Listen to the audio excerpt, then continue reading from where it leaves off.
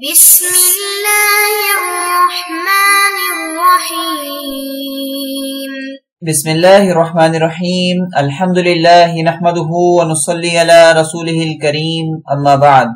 رب اشرح لی صدری ویسر لی امری واحلل عقدۃ من لسانی یفقهوا قولی۔ ہم تاریخ اسلام کے اسباق پڑھ رہے ہیں اور ہمارے آج کے سبق کا عنوان ہے سن 3 ہجری کا آغاز اور ابتدائی 3 غزوات۔ اپنا یہ سبق شروع کرنے سے پہلے ہم گزشتہ سبق کی دہرائی کریں گے کہ پچھلے سبق کے اندر ہم نے کیا پڑھا۔ تو پچھلے سبق کا ہمارا عنوان تھا سن 2 ہجری کے چند متفرق واقعات۔ اپنے ان متفرق واقعات کے اندر ہم نے پڑھا کہ جب مسلمان غزوہ بدر سے واپس آ رہے تھے تو یہاں مدینے میں حضور صلی اللہ علیہ وسلم کی دوسرے نمبر والی صاحبزادی حضرت رقیہ رضی اللہ تعالیٰ عنہ کا انتقال ہو چکا تھا اور مسلمان ان کو مٹی دے کر ان کی قبر کو برابر کر رہے تھے۔ اس کے بعد حضور صلی اللہ علیہ وسلم نے حضرت عثمان رضی اللہ تعالیٰ عنہ کی شادی حضرت ام کلثوم سے کرائی، یعنی اپنی تیسری بیٹی سے شادی کرائی۔ پھر یہ پڑھا ہم نے کہ 2 ہجری میں مسلمانوں پر صدقۃ الفطر بھی واجب ہوا، زکوٰۃ بھی واجب ہوئی، مسلمانوں پر عید کی نماز پڑھنا بھی لازم ہوا اور مسلمان کے اموال پر زکوٰۃ بھی فرض ہوئی۔ پھر یہ پڑھا ہم نے کہ سن 2 ہجری کے اندر ہی حضرت علی و فاطمہ رضی اللہ عنہما سلسلہ ازدواج میں جڑے۔ پھر ہم نے یہ پڑھا کہ سن 2 ہجری کے اندر ہی مسلمانوں پر رمضان المبارک کے روزے فرض ہوئے، اور یہ ہم نے پڑھا کہ سن 2 ہجری میں ہی حضرت عائشہ رضی اللہ تعالیٰ عنہ کی رخصتی ہوئی، جن کی شادی مکہ مکرمہ میں ہی ہو چکی تھی۔ پھر عالمی منظرنامے میں ہم نے ایران اور رومیوں کی جنگ اور رومیوں کا قرآنی پیشن گوئی کے مطابق ایرانیوں پر فتح پانا اور اس سے مسلمانوں کی خوشی کا اظہار کرنا، یہ ہم نے سن 2 ہجری کے مختلف اور متفرق واقعات کے اندر پڑھے۔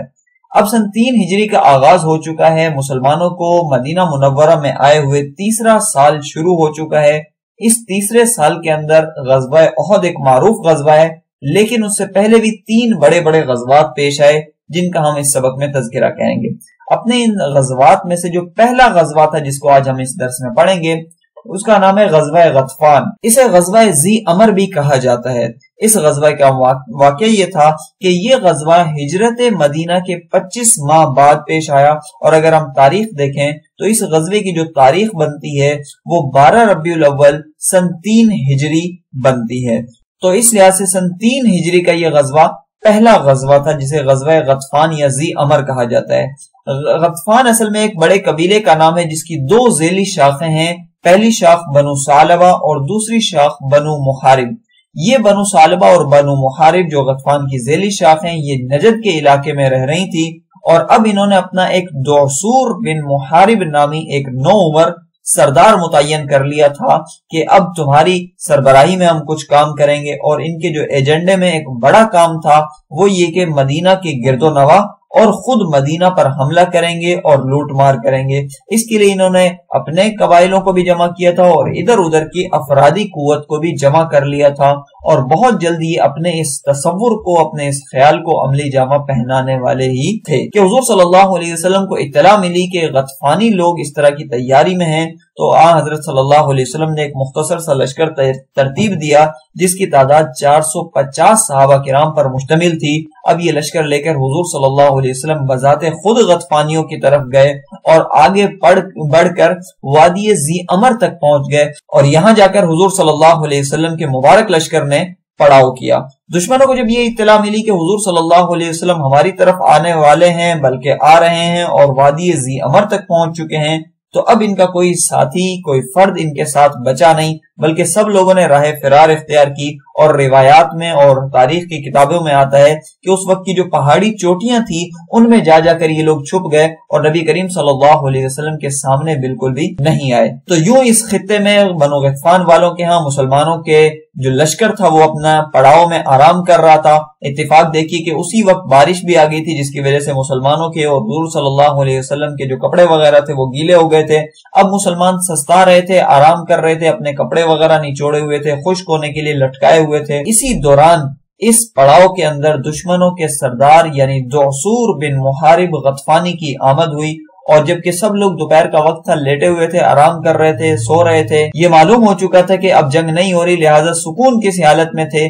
کہ اچانک دشمنوں کا جو قائد اور لیڈر تھا وہ مسلمانوں کے پڑاؤ میں آ گیا اور نبی کریم صلی اللہ علیہ وسلم نے جو اپنی تلوار درخت سے لٹکائی ہوئی تھی وہ تلوار کھینچ لی اور نبی کریم صلی اللہ علیہ وسلم پر یہ تلوار دعصور نے تان لی اور آ کر ایک لفظ کہا جس کو عربی زبان میں یوں تعبیر کیا جاتا ہے کہ من یمنعک منی، اب تم ذرا بتاؤ کہ تمہیں مجھ سے کون بچائے گا، میری تلوار تمہارے سر پر ہے، ایک لمحے ایک لہجے میں تمہارا سر تن سے جدا کر دوں گا۔ تو نبی کریم صلی اللہ علیہ وسلم اس کی اس کاروائی سے، اس کے اس دعوے سے پریشان اور گھبراہٹ کا شکار ہونے ہوئے بغیر نبی کریم صلی اللہ علیہ وسلم نے بڑے اطمینان سے فرمایا اللہ یعنی مجھے اللہ بچائے گا۔ یہ سننا تھا کہ دعصور پر کپکپاہٹ اور گھبراہٹ اور پریشانی طاری ہو گئی اور تلوار اس کے ہاتھ سے چھوٹ کر گر گئی اور نبی کریم صلی اللہ علیہ وسلم نے یہ اٹھا لی اور اب حضور صلی اللہ علیہ وسلم نے اس کا جملہ دہرایا کہ من یمنعک منی، دعصور اب تم بتاؤ کہ تمہیں مجھ سے کون بچائے گا؟ تو دعصور نے کہا مجھے تو کوئی بھی نہیں بچا سکتا، آپ ہی بچائیں گے۔ تو حضور صلی اللہ علیہ وسلم نے اس کو معاف کر دیا۔ حضرت صلی اللہ علیہ وسلم کے یہ اخلاق دیکھ کر دعصور نے اسلام قبول کیا اور وہ اپنی قوم غطفانیوں کو حضور صلی اللہ علیہ وسلم کی طرف لانے کا باعث بنا۔ یوں ایک یہ بڑا معرکہ جو قبائلیوں کی طرف سے پیش آیا تھا یہ گویا بالکل ٹل گیا بلکہ خیر میں بدل گیا۔ اب سن 3 ہجری کا جو دوسرا اہم بڑا واقعہ سمجھا جاتا ہے وہ غزوہ بحران ہے، جسے غزوہ بنو سلیم بھی کہا جاتا ہے۔ یہ غزوہ سن 3 ہجری 6 جمادی الاولیٰ میں پیش آیا اور اس کا بھی پس منظر کچھ ویسا ہی تھا جیسا کہ غطفانیوں کے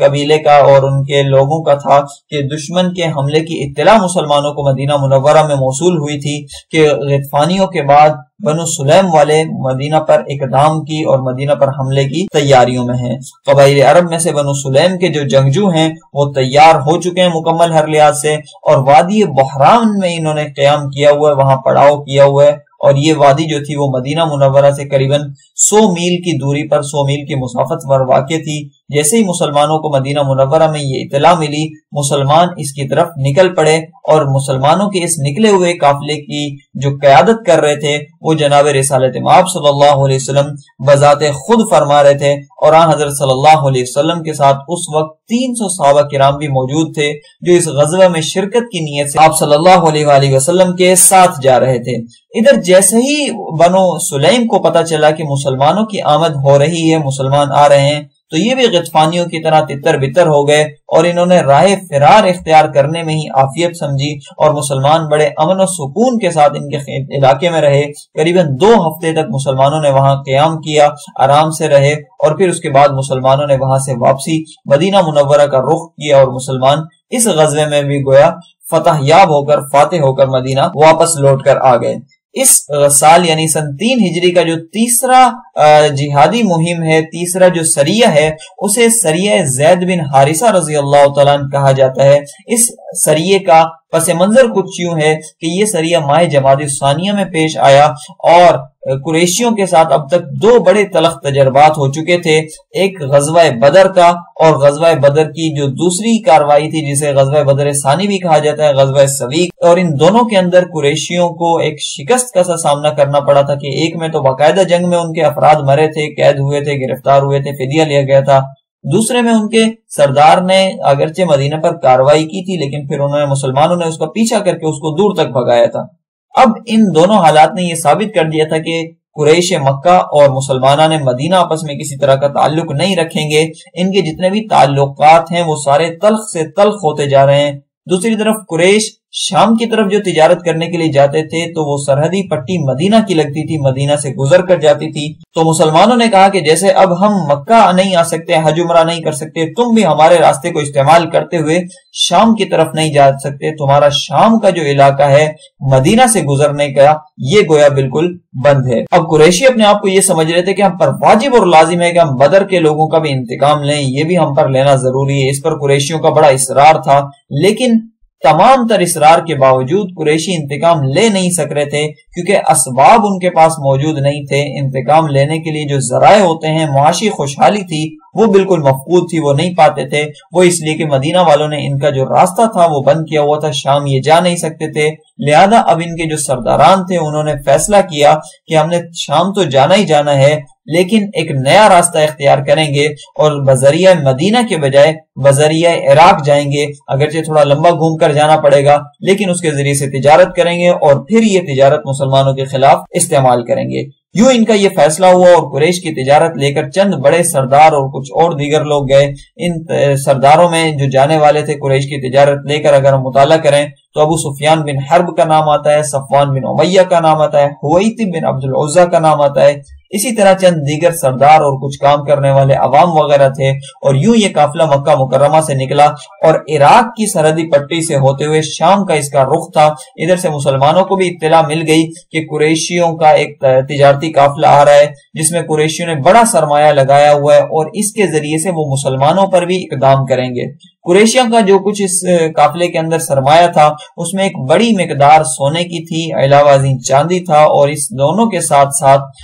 بیش قیمت اموال وغیرہ یہ لوگ شام کی طرف لے کر جا رہے تھے۔ مسلمانوں کو تو یہ اطلاع مل چکی تھی، لہذا نبی کریم صلی اللہ علیہ وسلم نے حضرت زید بن حارثہ رضی اللہ تعالیٰ عنہ کی تشکیل کی اور ان کو ایک افرادی قوت دے کر اس کی طرف بھیجا۔ 100 سواروں کا دستہ حضرت زید بن حارثہ رضی اللہ تعالیٰ عنہ کے ساتھ تھا۔ یہ لوگ مدینہ سے نکلے اور وادی نجد کے قردہ کے مقام پر جا کر پہنچے، اور جب انہوں نے وہاں پر دیکھا تو قریش کا تجارتی قافلہ سامنے آ رہا تھا۔ انہوں نے ان سے مڈ بھیڑ کی، لڑائی کی، اور لڑائی کے دوران حضرات مسلمان جو تھے وہ فاتح رہے، کامیاب رہے اور قریش کو پکڑنے میں کامیاب ہو گئے۔ پکڑنے سے مطلب یہ ہے کہ ان کے جو سردار تھے وہ تو سارے کے سارے بھاگ گئے، کوئی ایک بھی ہاتھ نہ لگ سکا، لیکن جتنا مال تھا اس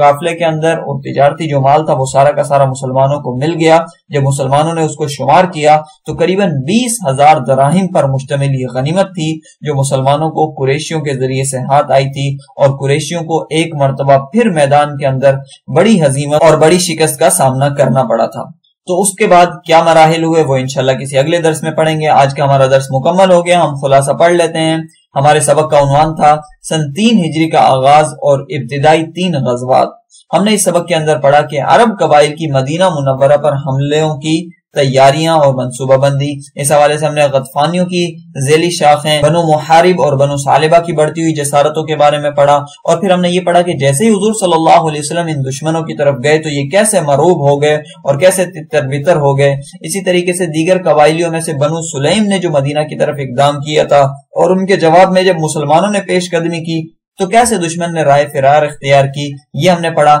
پھر ہم نے مسلمانوں کے جو بڑے دشمن تھے قریشی اہل مکہ، انہوں کے بارے میں پڑھا کہ انہوں نے تجارت کا ایک نیا راستہ کھولا تھا اور براستہ عراق یہ شام کی طرف جانے کی کوشش کی تھی، لیکن نبی کریم صلی اللہ علیہ وسلم کے صحابی حضرت زید بن حارثہ ان کے سامنے گئے اور اقدام کر کے قریشیوں کو شکست دی اور ان کا جو مال وغیرہ تھا وہ حاصل کر لیا۔ تو یہاں جا کر الحمدللہ ہمارا یہ درس مکمل ہو جاتا ہے۔ جزاکم اللہ خیرا، سبحانک اللہم و بحمدک، ونشہد ان لا الہ الا اللہ وحدہ لا شریک لہ، واشہد ان محمدا عبدہ ورسولہ۔ السلام علیکم ورحمۃ اللہ وبرکاتہ۔